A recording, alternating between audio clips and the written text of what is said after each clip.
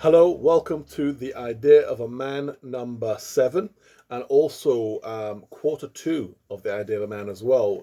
Considering the idea of a man is all about the 12 chambers, so invariably that splits up into 4 quarters, and we've done 2 of those quarters. We did the initial one, which was all about self-discovery. Who am I? Where do I fit? And how do I go from survival into thrival? And then we looked at business, finance, and recreation. And now we're in the relational segment of the Idea of a Man podcast. We're just going through the 12 chambers, the initial 12 chambers, which is kind of the main key subjects that the Idea of a Man here covers. Additional to that would be the 4 subjects of the 4 archetypes: King, Warrior, Magician, Lover. That gives us kind of our main basis of kind of thoughts and ideas that me as a coach, as a men's coach, endeavoring to become a subject matter expert in, so as to be able to create real quality material from that framework that can help us on our journey as men to be the best versions of us we can be, and really to discover our unique ideas of man and live that truth, which is what the first quarter, the who am I, where do I fit, and how do I thrive questions, and answering those questions comes from. And we then take it literally to the street, literally to the day-to-day life where we live, and we look at, how does that matriculate in the marketplace and business. We took a look at the elephant in the room, our financial area. How do we ensure that we have our mindset on track? We have some stuff in place so that our finances can really be an asset to us, as opposed to debilitating liability. And then from there, we jumped into what the conversation we had the last time we were together, which was basically to discuss recreation. How do we recreate ourselves so we can go back into the marketplace in an effective way, using our gifts and our talents and everything that we are to the fullest potential. But today, we want to transfer into, like, as I say, the next quarter, where we're going to discuss over this course of this quarter 3 topics, which is intimate relationships, then family, and then friendship, male friendship, which I think is a huge area, because you may have loads of friends yourself personally, may have a great social circle, but for a lot of men in this world, and certainly as life goes on, as we get older, a lot of our friendships fall away. So a lot of men out here are actually very lonely, very isolated. And so male friendship's a big area which I think needs to be addressed on a few levels. I mean, if you find yourself in that position, how do you start? How do you build meaningful friendships? How do you get to a place? And friendship can be superficial. So you could be in a crowd, you could have people in your life, people that you interact with, but in fact, it may well be that those relationships are not feeding you, are not actually helping you get from your A to your B, or where you feel that there could be just a part of the amassment of obligations that make you have to particularly perform in a particular way, not necessarily living from your truth and your idea of a man, but in fact in accordance with other people's ideas of what they need a man to be, which is a huge thing. And that is what the idea of a man really is all about, is us getting to the truth of what our unique idea of a man is, so we can live out that truth in the earth. So that being said, today we're going to delve into the area of relationships, and I want to speak about this area because it has so many implications, particularly for us as men, and particularly in the context of the fact that whoever we are as a man, and however it is that we show up, is going to impact others, and probably nowhere as much as our intimate relationship. In that kind of vulnerable space, in that place whereby you physically bear yourself, you also bear your soul. There's going to be those moments in intimacy where you're going to say things that perhaps you may not say to anybody else, and you're going to hear things that another maybe would not say to anybody else. And so there's a vulnerability in that space. Also, a lot of who we are, like the depths of our character or lack of depth, is going to show up in that space. So we can become more frustrated by somebody who's in that level of proximity to us. And also, if we haven't done some work on ourselves and we don't have a sense of self-love, and a sense of our own boundaries and things of that kind, again, all these lacks of maturity, these lacks of our own personal development and work, will have an impact upon our relationships and how we show up. This area of relationship is not straightforward, and having some decent material, some decent understanding, some decent insight into what this is all about could really help. So I think one of the first things that perhaps we should cover off here in this conversation is the fact that by doing the work to discover your idea of a man, and this is why it's so important, by actually taking the time to know yourself and be yourself and get an understanding of your truth and of your purpose and why you're here, where you fit, it gives you a different landscape from which to operate from. When you are bringing yourself into interaction, into relationship with others, rather than you coming from a space that is simply there to kind of say people please, to just live your whole life for someone else, right? If you listen to like love songs, you listen to the words and some of the corny things that people have said in the context of lyrical verse throughout the centuries, there's times when it's like it kind of conveys that you just want to give up everything for them and submerge yourself in them, and there's a part of us that wants to do that, because a part of that desire, that internal desire for connection, comes from the fact that once we existed inside of the physical body of another person. Now, for us as a man, particularly in our physical bodies, our desire to return to that space is a huge magnetic draw, for lots of reasons, and some of those are spiritual reasons, which we might get into when we talk about spirit. But if we think about the magnetic draw back to the portal, that desire to once again connect our physical being on that level with another physical being, the drive, the impulse is strong, okay. But if we don't know what it is that we are, and we're just following a kind of a physical impulse, when there's a lot more that comes with us than simply our physical being, okay, then we can be very unintentional in the way that we interact from that perspective. And so therefore, as a result, the results may not be in alignment with what we perhaps want, or there may be that as we interact in that way, that there's a feedback loop. Life shows us things, or is trying to reveal to us, okay, well, maybe you need to rethink this, or maybe you need to think deeper about what's actually going on here, because there's more to this than meets the eye. And of course, there's more to this than meets the eye. From our intimate relationships, you can bear the fruit of offspring, of more versions of you, more children, more lives, more souls being brought into the realm. That's huge, and that has massive implications. And we all know that can be done irresponsibly. We all know.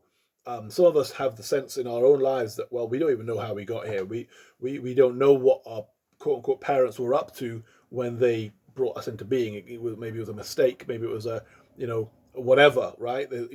My own experience, it wasn't like, my parents weren't clubbers, right? They weren't just like out there having a one night stand. It wasn't that type of mistake. It was the kind of mistake that happens when, you get like a new convert to Christianity, which my mum was, and my dad was like the older kind of elder in the church, and he was like to my mum, oh, it's God's will for us to get married. And so she's like, oh, okay, it's God's will. She didn't like it, but they got married and had me. So I'm like, when I found this out at 14 years old, I'm like, should I even exist? That was the question mark. Like, should I even exist? Why am I here? I went through my own existential crisis based upon that story, that narrative. Now, there might be more to the story. And as I began to delve into things and try to understand where I come from, I think that there is more to the story, but my existential crisis was on the kind of, that's it, that's what happened. Damn, my life is meaningless. It felt. Now, invariably, whatever it is that caused you to be here, your life is not meaningless, bro. Let's just start by saying that your life is not meaningless. You are a composite of so many miracles, and the fact that you're here means there's a reason you're here. In the contest of all the sperm that were racing toward that egg to fertilize it that day, you won. Okay. There were many, many other possibilities, many, many millions of other options that could have happened, but you won that race. Therefore, there's something within you that wanted to win with, all intent and all severity. Now, on this earth, there's a lot that can happen in this life that can discourage us and make us feel like, like we're a mistake, like we're a failure, like we're not meeting up. But if you just, look at it as sometimes people say in terms of success that sometimes having a track record of success can really help in terms of believing in yourself for this other next level of success that you're trying to achieve. let's take that as a starting basis. Well, you won the race, right? Way back. So you may never have won another race in your life. You might have got to school and they were all winning. Okay, fair enough. But you got here. Why are you here? That's all. That's all you need to know, right? This is not about comparing yourself against anybody else, because the truth be told, the thing that you're mighty good at, there's going to be very few people who are as good at you as doing that thing you're mighty good at. The truth be told, nobody's going to be as good as you at being you. That's the starting basis. Nobody on this earth can do you as well as you could do you. That's your job exclusively. So the mission really is to forget everybody else. Fuck all that shit. Think simply about, why am I here as a unique individual? What's my mission? And my mission is simply to be the best version of me that I can be. I don't need to concern myself with anybody else in that regard. I need to think about who I am. And then as I begin to come to terms with that, and I begin to know who I am and what I'm. This might not be the work of an afternoon. It might not be something you just think up and that's it. Okay, yeah, these might be sound like obvious questions. Okay, who am I? Where do I fit? You might have to take some time to do this. You might have to take a couple of months, a year. It might take a while. You might have to read some books. You might have to do some, do some personality tests. Look into, does astrology make it make sense to me? Does numerology make it make sense to me? Who knows? I don't know how you will come to your conclusions. We'll talk about perhaps all these different modalities at the idea of a man, and we'll talk to different people who have different ways of concluding answers to these questions, and we'll try and figure out, like, how did this help you on your journey of discovering your idea of a man, because that can help us if we can get some more data and more understanding from different people. And we'll try to, we'll probe deep. We're not going to, when we get do some of these podcasts with other people, we don't want to kind of just ask superficial questions, because we want to, as men, have some significant answers and significant information that can really help us to come to terms with these things, so that by answering these questions for ourselves as unique individuals, we can have a better understanding. Because who we are and our knowledge of self enables us to then convey or communicate in our intimate relationships our reality and our truth. And it's in the lack of communication that so many issues take place in relationships, because what we even communicating, it's like a baby. The baby needs its nappy changed, but its only way of communicating is crying, right? So it's crying, so you're like, oh, is it hungry? Right? Does it need its nappy changed? Does it need a bath? So you have to then, as a parent, have some insight to understanding what it is.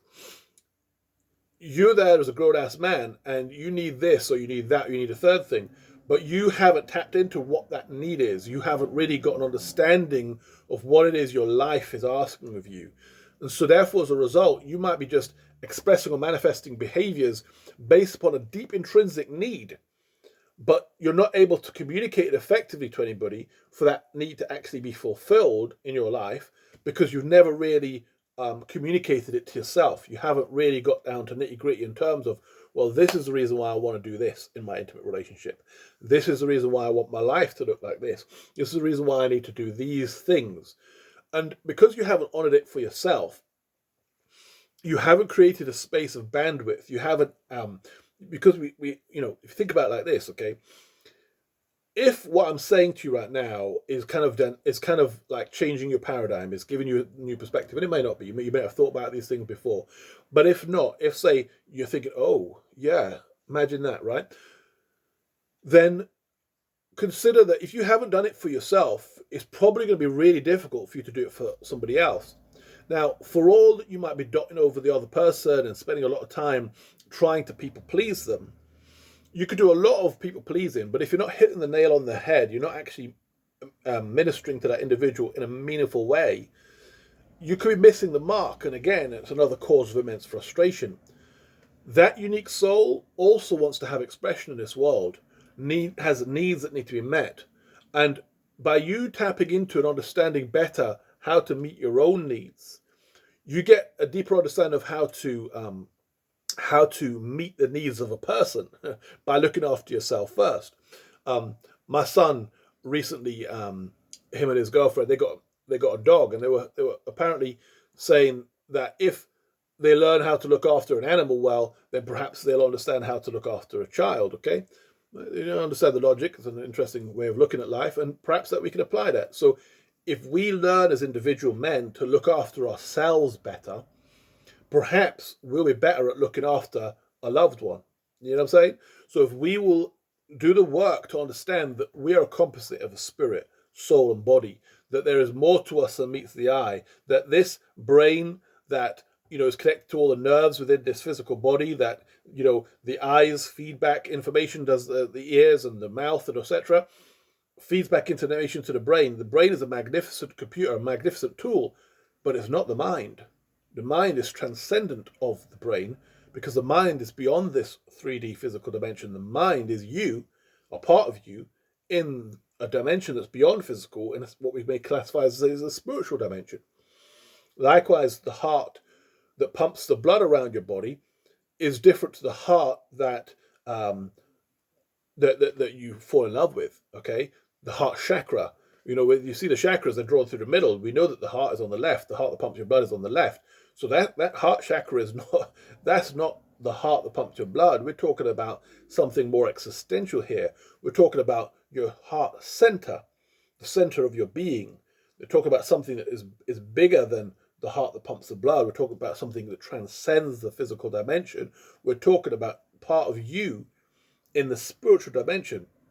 So in that spiritual aspect of who you are, and all your chakra points really are, yes, there's things you can feel. You can clench your perineum and you'll feel something that relates or links, it has linkage to your base chakra. But if we're talking about all the things that relate to what occurs with your base chakra and lining that up so it doesn't kind of be the driving factor in your life, and you want to connect that to your crown chakra so you live with a sense of purpose and a sense of meaning and a sense of your higher purpose, and you also connect it with your heart so that you live as a heart-centered man, and you connect it with your solar plexus so you can have purpose and meaning in life. All those aspects of yourself are spiritual. They transcend the physical dimension. So being spiritual, being a spiritual person, connecting those and understanding that they have needs. So for example, your spiritual self has needs. Your higher purpose has needs. Your heart has needs. You may need to sit and relax and listen to some beautiful music because your heart needs to connect with itself. You need to connect with that part of yourself. And there's times when that base chakra needs connection too. So you need to think about and understand who you are and start to learn to love and look after and nurture yourself as a unique individual, understanding the various quote unquote parts that make up who you are, so that you can then, by default of the way in which you understand and look after and love yourself, have a deeper angle on how you look after and love another. Now, of course, like anything else, it would be tremendous if we got a grasp on all these things before we ever landed ourselves in a place of intimate relationships. But for many of us, and certainly for myself, I got married when I was 19 years old, and I met my wife when I was 17 years old, and she was literally my high school sweetheart, and we fell in love, and we've been together ever since. So I had to learn on the job. I didn't get the kind of chance of, going through all the things we're talking about right now, getting some wisdom and insight, learn to love myself outside of relationship. I had to learn this on the job. So wherever you find yourself, whether it's a matter of you are in intimate relationship and you're already experiencing the feedback loop, which is telling you maybe you're not doing it right, or if you're single and you're thinking you want to be in an intimate relationship, by digesting this information, by digesting a deeper understanding of how to nurture and love and look after yourself, this can be done either way. It doesn't matter that you're in an intimate relationship. Change can happen in an intimate relationship. And let's in the process of that intimate relationship, do positive change. Don't worry too much if, because of the seeds that have already been sown, the fruit that's being born, the feedback loop that's coming back is critical, is suggesting, sometimes our significant others can, through the traumas that they've experienced because of us, can hang on to what they perceive you to be. They may not have confidence or faith in the fact that you are going to change, or that you have the ability to change, or any of those factors. And that's normal. Don't take it too personally. You're probably like that on reverse as well. We're all a bit like that, okay? We encounter people, they are what they are, and that's how we perceive them. And that's how we experience them until something changes. And so allow yourself, give yourself the space, the bandwidth to change, and don't take it personally when others don't believe in your change until change really has time to blossom within your life and to be all that it is. Okay, change is a process, it's a slow process, and you have to invest in your own personal change, in your own personal development, particularly in the area of relationships, because when you're in that close level of proximity with another person, they're going to see your flaws and all. You're going to see all the different components of you to a degree, and as a result, your level of investment into yourself has to transcend what another person is willing to see. Your level of investment in you as an individual is going to have a positive impact upon those most nearest and dearest. And sometimes you can feel as if it's them that are holding you back from you getting to where you need to be. But in reality, nobody can hold you back from your truth and from you doing what you need to do. Again, we talked in the previous podcast, we talked about recreation, about the word blame, about blame causes depression. And very often a big factor that we should perhaps address in the area of relationships is the area of the how easy it is for us to blame our significant other, particularly when it comes to, oh, they're holding me back in some way or another. Okay, so we place the blame there. Well, what happens next? Well, it's a bit securely in the ball is securely in their court. Fine. Okay, you've got somebody to blame. You found a scapegoat, you found a victim, you found somebody who you can blame for the situation that you find yourself in. But where do you go from here? You can't change your situation by blaming somebody else, because by you waiting for them to change or to accept the blame and take responsibility for that, even if they did, they still can't change your life. The only person who can change your life is you. The only person who can make any kind of difference in your life is you. So by doing the work on yourself, by allowing yourself to invest in yourself, to say, you know what, I'm my work in progress. This is my responsibility. Yes, somebody else might have offended me, might have hurt me, might have emotionally, traumatized me. There might have been a myriad of different things that somebody else's life may have impacted you in an adverse or positive way, whatever, right? But the real responsibility for your personal development rests squarely and firmly upon your shoulders, even if for no other reason than the fact that by default of taking that level of responsibility of your own life, you empower yourself to be able to be put in a position where you can transform yourself, you can change yourself, you can evolve yourself, and you can live with intention and grow in the way which you want to grow. You can grow for yourself the way you want to grow. It's a powerful, powerful thing. It changes the whole dynamic, makes everything change. And also then, little by little, as time passes, others will begin to recognize and feedback, loop back to you that, oh, you're changed. When a year ago or so, I couldn't have had this conversation with you. Oh, a year ago, we couldn't have made love in this way. Oh, a year ago, I would never want to go here with you, and all of a sudden you're having completely new and more meaningful experiences because you're a different person, because you're allowing yourself to communicate better. You're allowing yourself to express more fully what's on your mind. You're enabling yourself to ask better, more meaningful questions.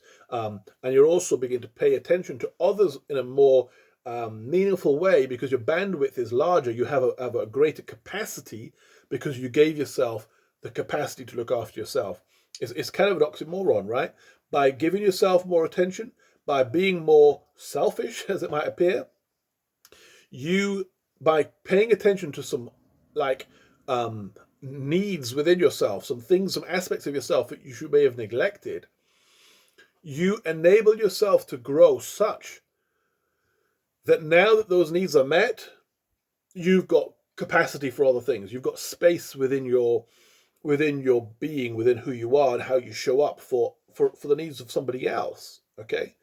But when you're so, that baby with his nappy, at that particular point when it's just irritating him so bad it needs to be changed, right, is not lovely, cuddly little baby.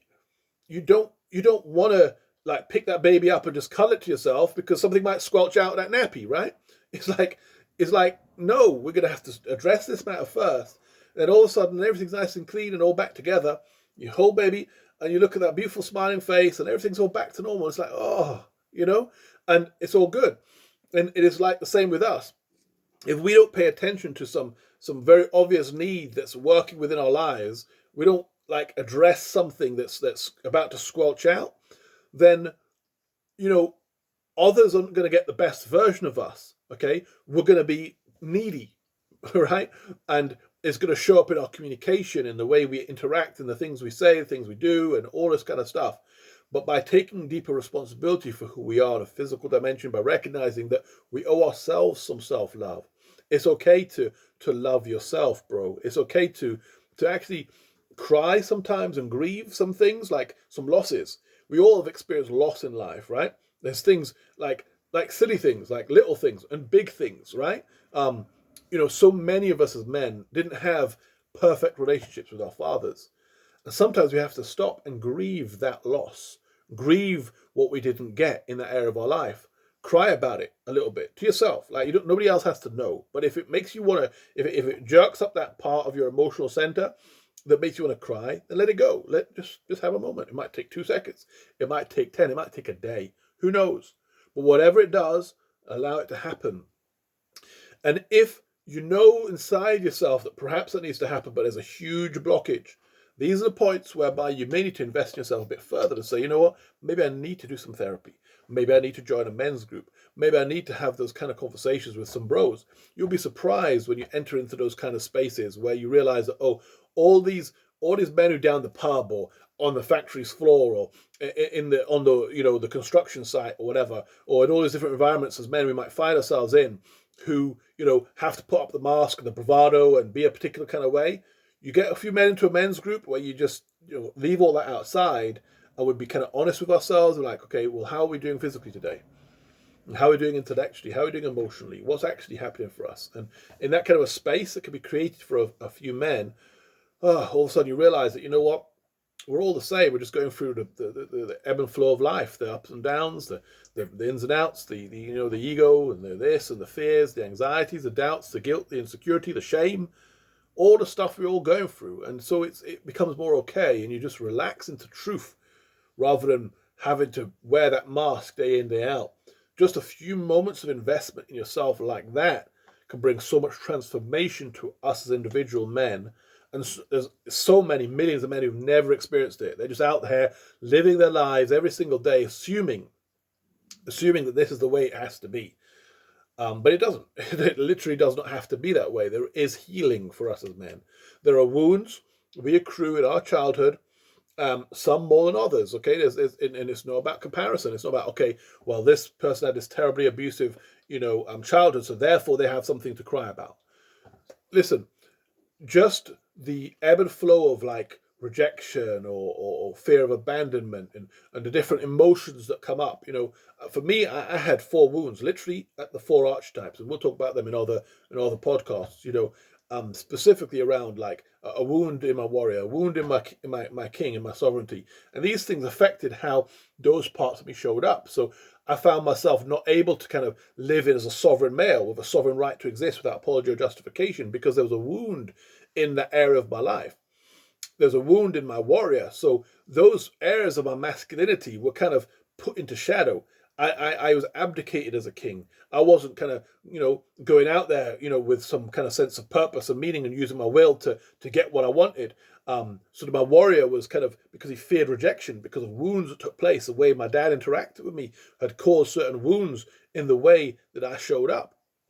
So by acknowledging these things, what, say, James Hollis would call memories unmade bed. In the morning you wake up, you do your bed, you make it all tidy, then it's a nice place to return to at night.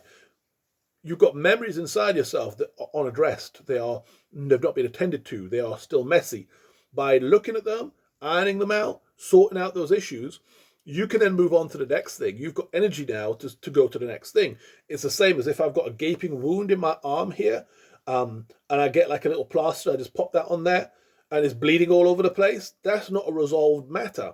Now, that's okay because I can see it in the physical dimension, but in the psychological realm of our experience, we have oftentimes gaping wounds that have been unaddressed, and they've been unaddressed for years.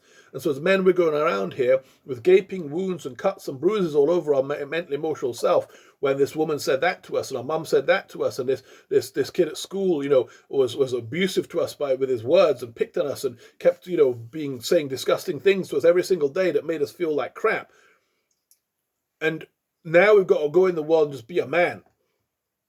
And like, we ain't got no time to be reflecting on that kid who was that absolute bastard in our lives when we were a child, right? We're just here trying to make sure that no other guy sees that weakness in us. So we comport ourselves. We learn to put shells around ourselves, masks on our faces, ways to behave. We have speech patterns. We have whole, our mind goes to work thinking up ways to protect us against all this stuff, lest this wound get triggered again. But if we would recognize, okay, this is a wound, this happened way, way back, and we would do what it takes to heal that wound, okay, so that wound then gets healed, and then we've got energy to be able to think different thoughts. We can interrupt the mind's patterns, and then rather than our mind simply being a tool for which is there to protect us against stuff that happened a long, long time ago, we can now, as intentional men, use our minds to create a life for us that has meaning to us. So we get to live much more intentional, much more purposeful, much more reasonable lives. Then our interactions with our woman doesn't come from our wounded place, doesn't come from a place of all this past baggage, this unresolved stuff, these unmade beds, but in fact comes from a place of healing. And that's what we talk about, the healed man. That's what we talk about when you do your shadow work, when you realize that I've stuffed my right to exist without apology or justification, my sovereign right, my king, I've shoved it into shadow. There's two ways that men do this. We either shove it into shadow by abdicating, by not trying to show up too much, or by overcompensating, because we become dictatorial. We become like we're trying to be the boss everywhere. We're trying to tell other people what to do because we're trying to control the situation. We don't want things to fall apart around us. We need to be on top of this game, okay? Or as warriors, we're either like passive aggressive, which I found myself doing, or we're like rageful aggressives. And the truth be told, what happens with these things is we go through swings and roundabouts. When these things are shoved into shadow, you swing between the pendulum. So at one moment, everything's just passive aggressive. You get people back in subtle ways by fucking up over here or making this mistake over here or doing something that you shouldn't be doing when you shouldn't be doing it. And then when people question you or something, all of a sudden you go into this rage and the rageful aggressor comes up. So when the warrior is in shadow because we're not acknowledging that we have a right to have a warrior, we have a right to have an action taker of the world. We're not out here without strength and power. We have the strength and the power to look at life circumstances and situations around us and to resolve stuff, to make things happen for us, to actually be productive and proactive in life, to live a meaningful existence. We don't have to be victims of life. We don't have to be passive participants in this game. We can actually be active agents in our lives and in the ebb and flow of what is taking place for us in this existence. And so this comes about by choice. It comes about by actually taking charge of our lives and healing the wounds and healing what was causing the fear of rejection inside of us that enabled us to not show up properly, or the healing the part of us that felt so afraid of life that we dared not be sovereign. we felt that we needed to apologize for existence. And I talk about these things a lot more in other articles, and we're going to talk about these in other podcasts because they go into the realm of the archetypes, the male archetypes of king, warrior, magician, lover. But essentially, what we need to understand, I believe, and why it ties into the area of relationships is if we don't heal these kinds of wounds within ourselves, then it's inevitable that how we show up in our intimate relationships is going to be impacted adversely by our lack of coherence, by our lack of healing.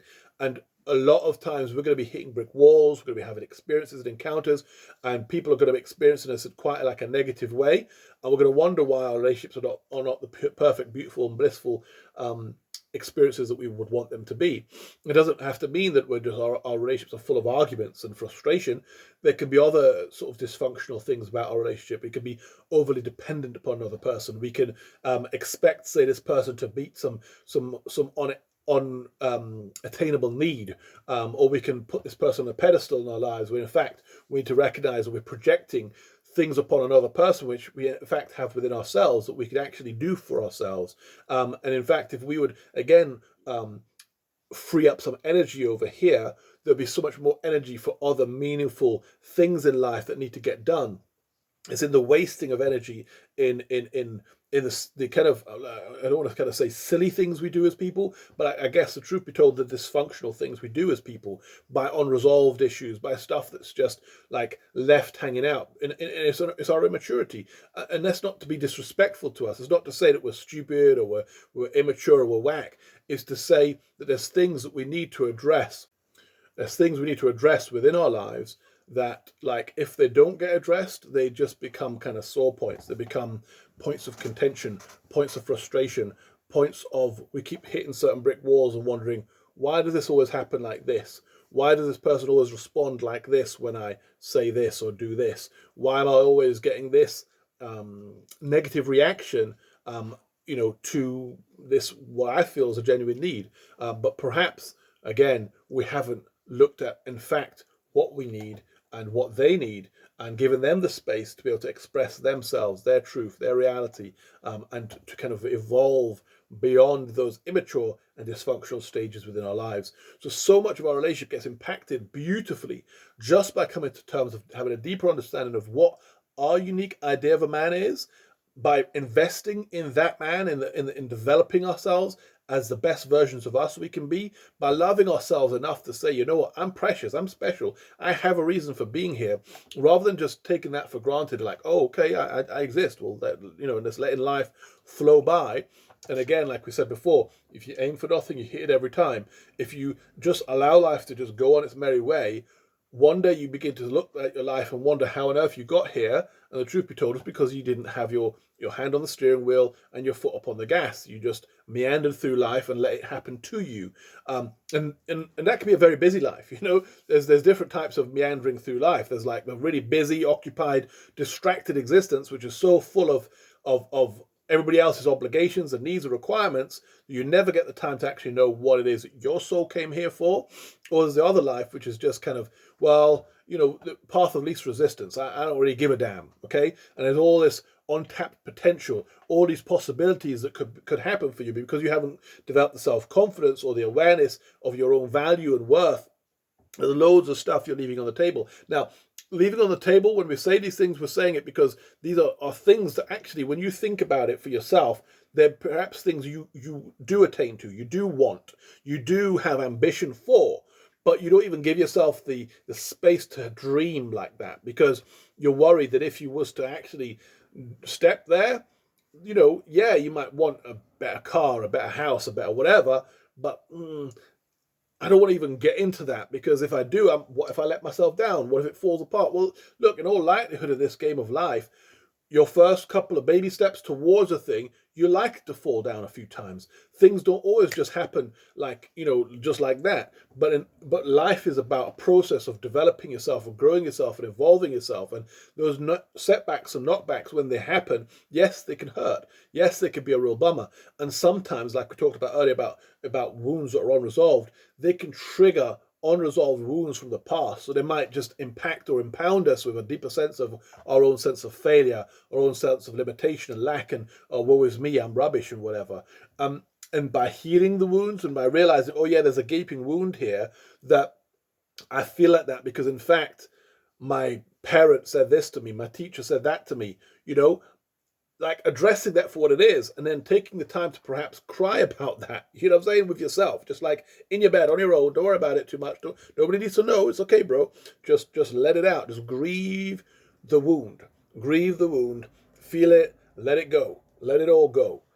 Heal yourself little by little, or take the time to sit with a therapist or get into a men's group, do some work to begin to help you to heal, so that the you who shows up on a day-to-day basis is somebody a little bit more integrated, a bit more emotionally aware, a bit more emotionally intact, a bit more emotionally capable of expressing yourself and being just a more powerful being in that intimate space. So I hope again that you've enjoyed this moment together here at The Idea of a Man. We've been talking about relationships, and a lot of what we've talked about today really has been about our investment into ourselves, really is about our relationship with ourselves, because by cultivating a meaningful and in-depth relationship with ourselves as unique individuals, as men, we get to show up so much more powerfully in our relationships, and little by little our relationships begin to have a feedback loop where what we're getting back as the seeds we sow from this much more functional, intentional space okay, begins to reap a harvest in our lives that we're like, oh, this is what a beautiful, loving relationship looks like.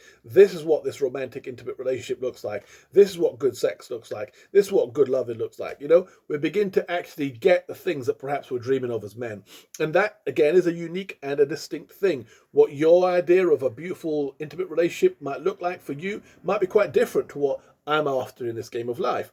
But it's about asking and answering those questions for yourself so that you can live intentionally in the way that you showed up, and then addressing what are the areas in your life that are preventing you in your life from getting the things you really need and want out of this game.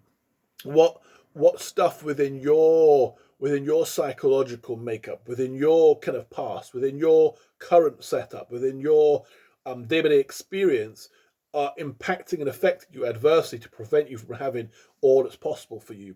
It may be the way that you've set up and organized your day-to-day existence. It may be your work and your other things that you don't have any space or time. You're so exhausted by the end of your given day that you don't have anything left to be able to invest meaningfully in your relationship. Maybe financially you don't have the resources to be able to do the things you'd like to be able to experience. So all these things can be addressed by beginning to little by little address, first of all, the point A of your current experience and having a point B, having an ideal, having a vision, a goal. So what are we aiming for? What is everything we're doing about? Because at the end of the day, like if you say your point B is a 5-year plan, it's the end of your 5-year plan.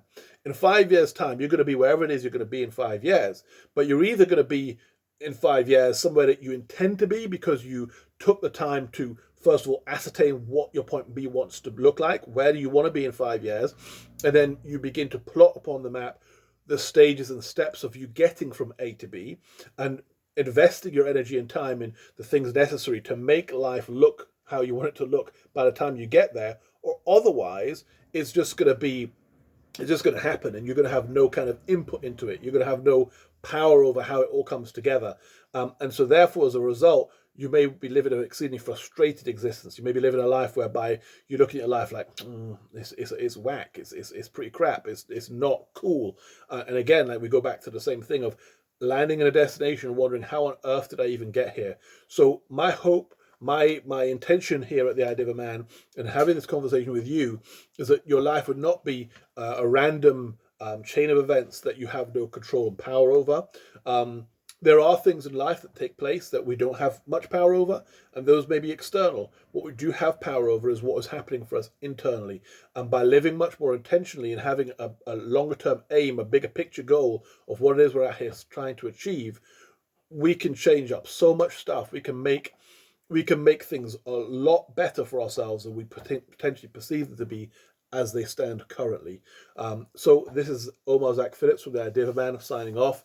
Thank you again for being with me for Chambers number 7 podcast, relationships here at the Idea of a Man. Next time, we're going to be delving into the realm of family and how all these truths and things we're getting to understand about ourselves and about our position in life can impact not just our intimate relationships, but also the offspring that we perhaps bring into the world, our interactions with other family members, our parents, our siblings, and all these various different factors. We've got a lot to talk about, and we'll go from there to friendship before the last 3, which is simply spirit, soul, and body. Practical spirituality, the development of our relationship with our souls, with ourselves, and with our physical bodies.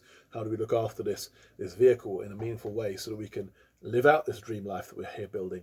Have an amazing week till then, and we will see each other next time. Bye bye.